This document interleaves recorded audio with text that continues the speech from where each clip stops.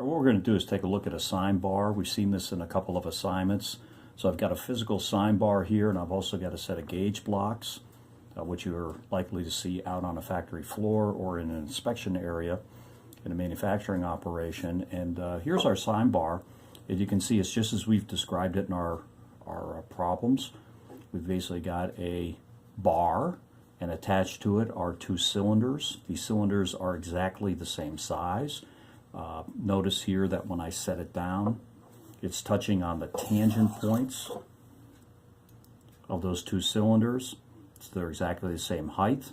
And the idea behind this sine bar is because it's a precise length between the centers of the cylinders, and this is a 5-inch sine bar, as you can see right there, 5 inches between the tangents right there and over here, that I can precisely set up angles because I can tip the sine bar up by placing a gauge block stack below one of the cylinders, and I can precisely set angles because I know exactly the length of the hypotenuse, which is always 5 inches in this case because it's a 5-inch sine bar, and I also know precisely the gauge block height here, and that gives me a sine relationship for this angle right in here. So for inspection or setup on the factory floor, I get very, very precise angles, much more precise than I can get out of a protractor, for example, because of the preciseness of the sine bar, which is all precision ground, very precise, and also the gauge blocks, which are also very precise. This is a fairly cheap gauge block set. We bought this for use down in our lab, but this is typical of the quality you would see on a factory floor for setup, for example. The inspection department might be a little bit more precise than this particular one, but these gauge blocks are very precisely ground thicknesses. This happens to be a 0.1066 gauge block, and that means that it is 0.1006 inches high. And the precision on these, the tolerances on these gauge blocks is +8 microns, -2 microns from that nominal dimension of 0.1006. So for you guys that maybe have worked out on a shop floor, you know, thousands of an inch is pretty typical tolerance for a machining operation.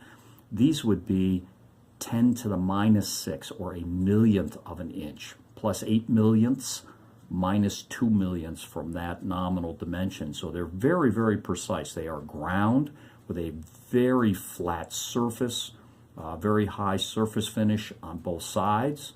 You can see they're kind of shiny there. And the idea behind these is that we can build a very precise gauge block height by stacking these, combining these various thickness gauge blocks together. We don't have to machine a certain height for what we decide that we need here for gauge block height. We can just build it out of our gauge blocks. And the interesting thing about these gauge blocks is we can ring these together, is what's called. So if I want to, for example, have this 0.12 inch and this 0.13 inch gauge block in my gauge block stack, I can ring them, and it's kind of a touch, feel and touch type of process. But if I push them together and twist them just right, they will lock together. There's no oil or grease. I just wiped all of these off with a clean cloth, so there's no oil. I'm not putting any sort of glue on there or any sort of liquid. They're actually completely dry, and they ring together. And part of the reason they'll ring like that is because of the precision of the surface finish. It squeezes all the air out, and we get a very, very tight fit. And that's exactly what we want, because we don't want any gaps. And you can see how closely those are together there. So I could just keep ringing these together. Of course, I'd have to decide which ones I want to use in my gauge block heights here.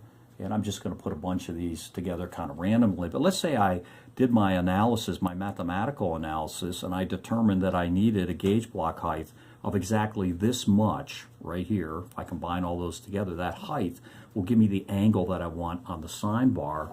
What I can do then is place that gauge block height, that stack, underneath the sine bar, and that's going to create an exact angle here, the exact angle that I want. So I got 5 inches here, so that gives me the hypotenuse. This gives me the opposite side, that height, very, very precisely, down to a millionth, plus or minus a few millionths of an inch, exactly 5 inches. And then I can determine this angle here very, very precisely, sometimes down to a fraction of a second if I have to. And so when you guys do your problems, you don't have to take into consideration anything with regards to these cylinders or anything else, because this height, this radius on this cylinder is exactly the same as the radius back here on this cylinder. And so you just need to find the gauge block height. Don't do any sort of manipulation with the geometry at all. Just look at what gauge block height will bring this sine bar up to the appropriate angle that you're looking to find. Again, that's a sine relationship. And notice here on the box, this is called a sine bar. So when you have a sine bar problem, you use the sine function, trigonometric function, in order to be able to determine what that gauge block height needs to be for a given angle and a known length on your sine bar. So hopefully that'll help out on some of these problems that we do for sine bars.